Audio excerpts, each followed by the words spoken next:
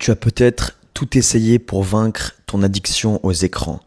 Limite de temps, bloqueur d'application, mode noir et blanc, supprimer les notifications. Et peut-être que malgré toutes ces techniques, toutes les choses que tu as pu mettre en place, au final, ton addiction finit toujours par te vaincre. Et si au lieu de rajouter sans cesse, de vouloir implanter de nouvelles tactiques, d'optimiser ton quotidien, optimiser tes habitudes, il ne fallait pas plutôt supprimer, enlever des choses de ton quotidien. On vit dans un monde où peu importe le problème que tu as, la plupart des conseils que tu vas recevoir, ça va être des choses qui vont t'inciter à rajouter, à faire plus.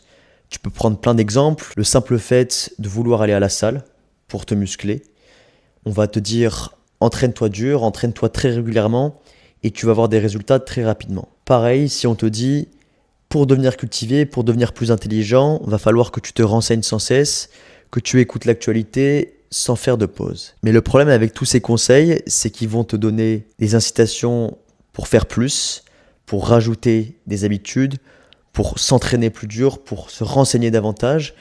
Mais avec tout ça, tu vas jamais avoir du temps pour réellement trier l'information, pour te reposer, pour prendre du recul sur tout ce que tu as devant toi et pour au final avancer. Eh bien, ça va être pareil avec ton addiction aux écrans, aux réseaux sociaux. Le simple fait d'avoir plein de bonnes pratiques, des techniques, des choses à mettre en place ne va pas être suffisant. Ça va être une bonne base. Toutes les techniques que j'ai déjà pu évoquer dans mes vidéos, mettre le mode noir et blanc, installer des bloqueurs d'applications, mettre des limites de temps, supprimer les notifs, supprimer des réseaux, c'est très bien.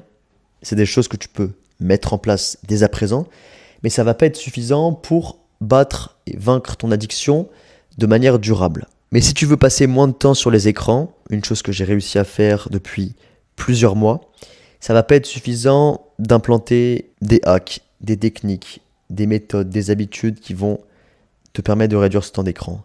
Ce qui va être indispensable, ça va être de faire moins, d'apprendre à faire moins pour définitivement vaincre ton addiction aux écrans. Et j'en profite pour te parler de la communauté gratuite que j'ai créée. Justement, toutes ces techniques, on les évoque ensemble dans la communauté, mais on essaie d'aller plus loin que tout ça, et justement en se donnant des bonnes pratiques, en se donnant des conseils mutuellement avec les autres membres de la communauté, c'est comme ça qu'on arrive progressivement à vaincre notre addiction au téléphone, aux réseaux sociaux, de façon durable. Je te mets le lien en description. Tu l'auras compris, faire moins, c'est finalement ça la meilleure arme pour vaincre ton addiction aux écrans. Mais tu peux rapidement te demander comment faire moins. Qu'est-ce que ça veut dire concrètement de faire moins au lieu de faire plus? Et moi, j'ai deux habitudes que j'ai mis en place dans mon quotidien qui sont, selon moi, les plus efficaces et qui s'apparentent à ce que j'appelle de faire moins. La première chose, c'est la méditation. C'est une pratique que tu as peut-être pu tester, dont tu as peut-être entendu parler de nombreuses fois, que tu n'as peut-être toujours pas testé parce que tu pensais que c'était pas forcément utile ou que tu ne voyais pas vraiment les bienfaits associés à la méditation, mais je peux te garantir, ça va être ultra efficace.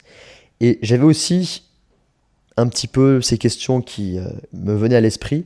Je pouvais être perplexe quant à l'utilité de la méditation, mais depuis que je suis devenu moins régulier, moins discipliné sur cette pratique, ça fait quelque temps que je suis beaucoup moins régulier, que je médite beaucoup moins. Et c'est justement dans cette période un petit peu de flou où je me rends compte des bienfaits qui sont liés à la méditation. C'est pas en faisant de la méditation tous les jours de façon régulière sur les dernières années que je voyais les bienfaits. C'est depuis que je suis moins régulier, que j'ai des jours où je médite plus du tout, que je me rends compte de son utilité et à quel point c'était utile et efficace pour que je passe moins de temps sur les écrans. Et cette corrélation, c'est pas un hasard. Depuis que je médite moins, mon temps d'écran, il est beaucoup plus irrégulier. Je passe plus de temps à scroller, je passe plus de temps aussi sur mon ordinateur, sur les réseaux sociaux, à regarder des vidéos sur YouTube. Et ça, c'est pas un hasard. Et je pense que ça l'est pour personne. La méditation, par tous ses bienfaits, ça permet de combattre l'addiction aux écrans, aux réseaux sociaux sur le long terme. On entend tout sur la méditation, que ce soit par rapport au fait d'être plus dans le moment présent, que ce soit par rapport au fait d'être plus calme, de pouvoir prendre du recul sur ses émotions. En réalité, je pense que c'est ultra efficace contre l'addiction aux écrans pour la simple et bonne raison que c'est une des rares activités aujourd'hui où tu vas rien faire. Et ça va totalement à l'encontre des réseaux sociaux, des écrans qui sont des stimulations permanentes, puisqu'en méditant, tu vas être face au vide de tes pensées. Et donc ce paradoxe, cette contradiction extrême entre les deux, ça fait que la méditation devient une arme ultra efficace pour combattre les écrans et les réseaux sociaux. Et bien sûr, ce que je te conseille de faire, c'est de méditer, de commencer progressivement. Ça sert à rien de s'acharner à vouloir méditer 30 minutes, 1 heure par jour, du jour au lendemain. Il va falloir que tu commences progressivement, quitte à ce que ce soit quelques minutes au début.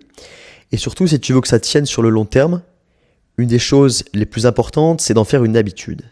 Et pour en faire une habitude, tu peux faire plusieurs choses. Tu peux tout simplement essayer de faire de ce moment un moment que tu retrouves tous les jours à la même heure. Par exemple, le matin après t'être réveillé, après le déjeuner ou le soir avant de te coucher. Et d'essayer vraiment d'avoir cette régularité quant à cette habitude pour que ce soit durable. Pareil, pour en faire une habitude efficace et durable, il y a une très bonne pratique, ce sont les trackers d'habitude où chaque jour, sur un cahier, sur une feuille de papier, tu vas cocher l'habitude que tu auras faite. Je ferme la parenthèse, mais en tout cas, toutes ces techniques, ça va te permettre de réellement implanter cette habitude sur le long terme. Et j'insiste encore une fois dessus, j'étais perplexe aussi, mais c'est depuis que je suis moins régulier, que je médite moins, que je me rends compte des bienfaits. Et en réalité, tout le temps passé à méditer sur les 2-3 dernières années, je ne voyais pas réellement la valeur ajoutée que ça avait sur ma vie. Et c'est vraiment par le manque de cette pratique que je vois à quel point c'était utile et bénéfique dans ma vie. Et la deuxième habitude ultra efficace pour apprendre à faire moins et donc pour transformer drastiquement ta relation aux écrans, ça va être un concept que j'ai découvert dans le livre Stolen Focus de Johann Hari qui s'appelle le vagabondage mental. C'est un terme qui peut paraître un petit peu flou, vagabondage mental, mais en réalité c'est très simple.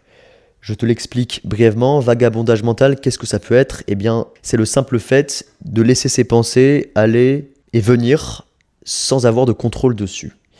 Et donc d'avoir ses pensées les plus libres possibles, donc naturellement sans aucune distraction, pour que ton esprit, en vagabondant justement, parvienne à créer des connexions entre différents éléments et finalement qui puisse aussi t'aider à résoudre des choses, à devenir plus créatif et à créer plein de connexions hyper intéressantes. Pourquoi c'est un concept qui peut être utile pour combattre ton addiction aux réseaux sociaux, aux écrans de manière générale ?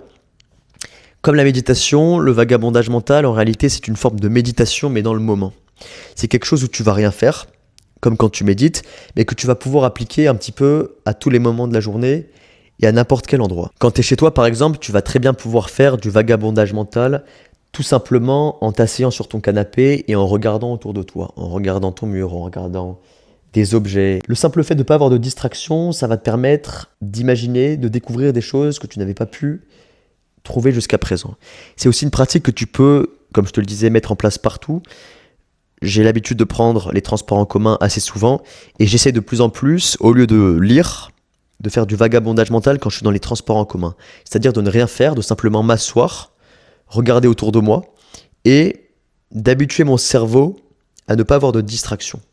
Pareil, quand tu vas te balader, essaye de prendre l'habitude de ne pas ramener ton téléphone, de ne pas ramener tes écouteurs, de ne pas écouter de podcast ni de musique et de simplement te balader, d'observer autour de toi et de voir ce qui se passe dans ton esprit. Donc comme je te le disais, c'est une forme de méditation, une méditation dans le mouvement, quelque chose qui va à l'encontre de ces distractions permanentes que tu retrouves sur toute forme d'écran. Et d'habituer ton cerveau à ne rien faire, à être libre finalement, ça va te permettre d'une part d'être plus créatif, de trouver de nouvelles idées. Donc quand tu travailles sur un projet, quand tu essayes de trouver des idées de vidéos, quand tu essayes d'avancer sur un business, ça va te permettre aussi de débloquer des problèmes. Parce que en arrêtant de te focaliser sur quelque chose de bien précis et en laissant ton esprit vagabonder, eh bien, il va faire le tri sur toutes les informations qu'il a et puis il va suivre des chemins différents et finalement créer des liens entre toutes les idées que tu as en tête. Mais pareil que la méditation, c'est un exercice qui est très exigeant au départ.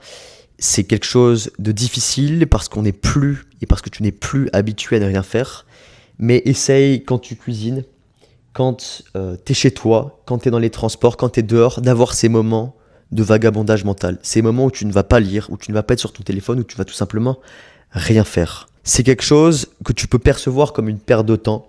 On est dans un monde où chaque seconde doit être optimisée au mieux pour qu'on progresse, pour qu'on avance sur un sujet en particulier.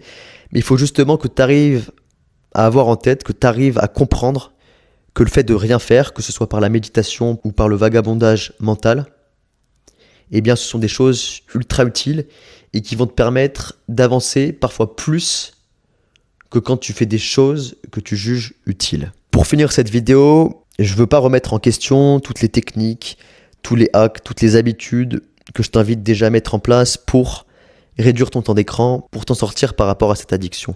Je veux juste que tu comprennes une bonne fois pour toutes que faire moins, ça va plus te faire avancer que de faire plus. Et j'en profite pour te parler à nouveau de la communauté que j'ai créée, Esprit Libre. On commence à grandir, à être plus nombreux dans la communauté. Et ce qui est ultra intéressant, c'est aussi de voir les différents problèmes que chacun peut avoir par rapport aux écrans. On a tous une relation différente, on a tous une addiction qui est différente, des problèmes différents. Et justement, en ayant tous ces perspectives distinctes, ça va nous permettre de donner des conseils qui vont être différents et qui vont parfois s'adapter à la situation de chacun. Et donc ce que je t'invite à faire, c'est tout simplement de cliquer sur le lien qui est en description de cette vidéo, de rejoindre cette communauté qui est gratuite et discuter, échanger avec moi et les autres membres de la communauté pour mettre une bonne fois pour toutes un terme à ton addiction.